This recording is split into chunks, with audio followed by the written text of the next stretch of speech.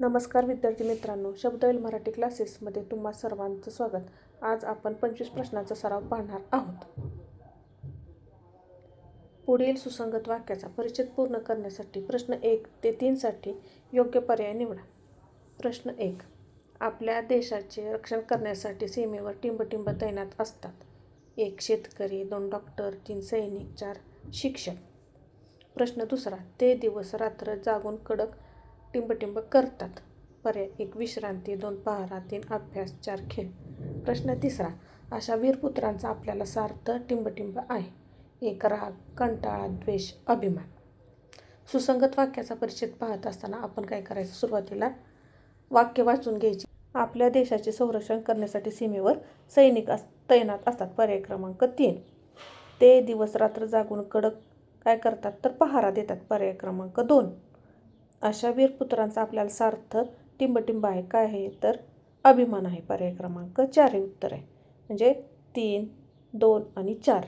वरील जाहिरात वाचून प्रश्न 4 ते 6 ची उत्तरे द्या. शब्दांच्या वेलीवर यशाची फुले. शब्दवेल मराठी क्लासेस सातारा आयोजित भव्य उन्हाळी बालसंस्कार व मराठी व्याकरण शिबिर. प्रवेश शुल्क केवळ 150 रुपये. उन्हाळी सुट्टीत शिका काही नवीन. 11 ते 20 मे 2026.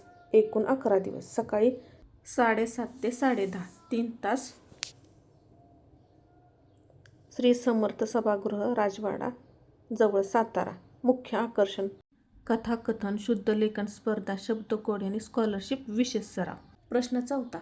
जाहिरातीनुसार हे शिबिर एकूण किती दिवस चालणार आहे? पर्याय 1 10 दिवस, 2 11 दिवस, 3 8 दिवस, 4 20 दिवस. जाहिरातीनुसार हे शिबिर 11 दिवस चालणार आहे. पर्याय क्रमांक 2 हे उत्तर आहे. प्रश्न 5. शिबिरात कोणत्या मुख्य विषयांचा सराव घेतला जाणार आहे? 1 इंग्रजी गणित, 2 बालसंस्कार व मराठी व्याकरण, 3 चित्रकला व संगीत, 4 पोहणे व धावणे. शिबिरात मुख्य विषयाचा सराव बालसंस्कार व मराठी व्याकरण या विषयांवर घेतला जाणार आहे. पर्याय क्रमांक 2 हे उत्तर आहे.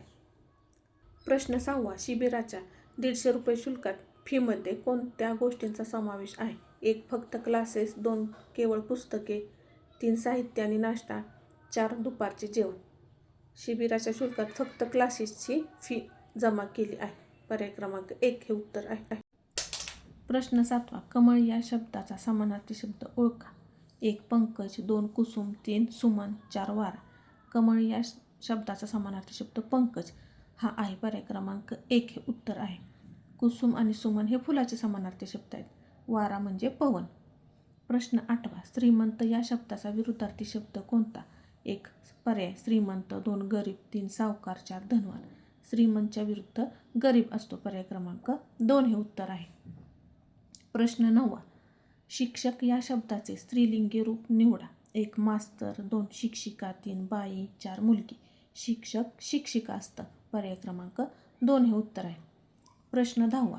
चिमणी या शब्दाचे अनेक वचन ओळखा. 1 चिमण्या, 2 चिमणे, 3 चिमणीज, 4 पक्षी.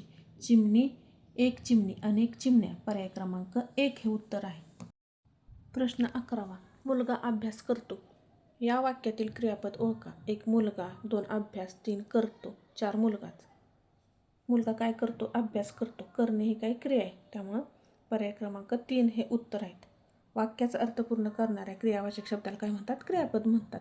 करतो इथं ही क्रिया दाखवली. पर्याय क्रमांक 3 हे उत्तर आहे. प्रश्न 12. खालीलपैकी शुद्ध शब्द कोणता? 1 जीवन, 2 जीवन, 3 जीवन आणि 4 जीवन. पर्याय क्रमांक 2 जीवन हा शुद्ध शब्द आहे. प्रश्न 13. पाय न टिकणे या वाक्यप्रचाराचा अर्थ काय? खूप धावणे, एका जागी न थांबणे, 3 पाय दुखणे, 4 बसणे. पाय न टिकणे म्हणजे काय? तर एका जागी न थांबणे. पर्याय क्रमांक 2 हे उत्तर आहे. जेव्हा एखादी व्यक्ती एका ठिकाणी स्थिर राहत नाही तेव्हा आपण काय म्हणतो? त्याचा पाय काही एका जागी टिकत नाही. प्रश्न 14. आकाश या शब्दाचा समानार्थी शब्द निवडा. 1 ढग, 2 जमीन, 3 गगन, 4 पाणी. पर्याय क्रमांक 3 हे उत्तर आहे. गगन, गगन, नभ, अंबर हे आकाशाचे समानार्थी शब्द आहेत. प्रश्न 15. फूल या नामासाठी योग्य विशेषण निवडा. 1 कडू, 2 उंच, 3 सुवासिक, 4 हुशार. फूल या नामासाठी विशेषण सुवासिक हे आहे. पर्याय क्रमांक 3 हे उत्तर आहे. उंच हे उंचीचे विशेषण आहे. हुशार हे बुद्धीचे विशेषण आहे. कडू हे चवीचे विशेषण आहे. प्रश्न 16वा. मी हे शब्दाच्या कोणत्या जातीमध्ये येते? 1 नाम, 2 सर्वनाम, 3 विशेषण, 4 क्रियापद.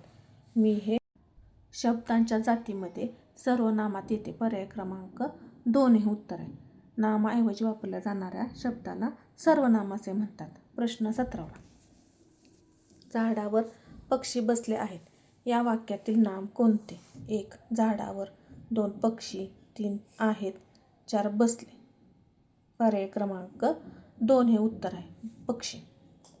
प्रश्न 18वा. उद्या सुट्टी असेल. या वाक्याचा काळ ओळखा. 1 वर्तमान काळ, 2 भविष्यकाळ, 3 भूतकाळ, 4 चालू काळ.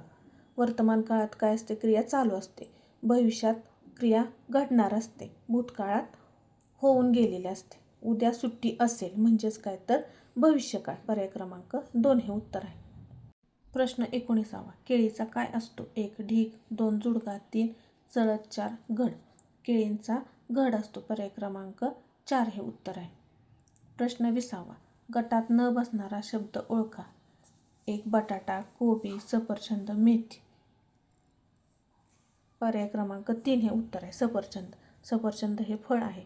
बटाटा, कोबी आणि मेथी हे भाज्या आहेत. प्रश्न 21. मित्र या शब्दाचा विरुद्धार्थी शब्द निवडा. 1 दोस्त, 2 सोबती, 3 शत्रू, 4 सखा. मित्राच्या विरुद्धार्थी शत्रू असतो. दोस्त, सोबती, सखा हे मित्राचे समानार्थी शब्द आहेत. प्रश्न 22वा. विमान चालवणारा या शब्दासाठी 1 शब्द निवडा. 1 चालक, 2 वैमानिक, 3 नावाडी, 4 ड्रायव्हर.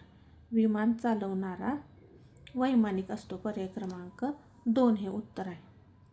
प्रश्न 23वा. नदी या शब्दाचे अनेक वचन काय? 1 नद्या, 2 नद, 3 नद्याच, 4 पाणी. नदी या शब्दाचे अनेक वचन नद्या हे आहे. 1 नदी, अनेक नद्या असतात. हा इकारांत स्त्रीलिंगी नामाचा नियम आहे. प्रश्न 24वा.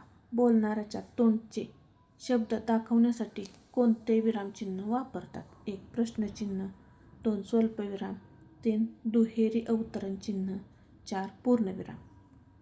प्रश्न विचारला की काय असतं? प्रश्नचिन्ह असतं. एकाच जाती शब्द सांगितले की स्वल्पविराम असतो. वाक्य पूर्ण झाल्यावर काय असतं? पूर्णविराम असतं. पण बोलणाऱ्याच्या तोंडचे शब्द जसे तसे दाखवतात तेव्हा दुहेरी अवतरण चिन्ह वापरतात. पर्याय क्रमांक 3 हे उत्तर आहे. प्रश्न 25वा. डोंगर या शब्दाचे लिंग ओळखा. 1 पुल्लिंग, 2 स्त्रीलिंग, 3 नपुंसकलिंग, 4 उभयलिंग. डोंगर या शब्दाचे लिंग तो डोंगर असं आपण म्हणतो. पर्याय क्रमांक 1 पुल्लिंग हे उत्तर आहे.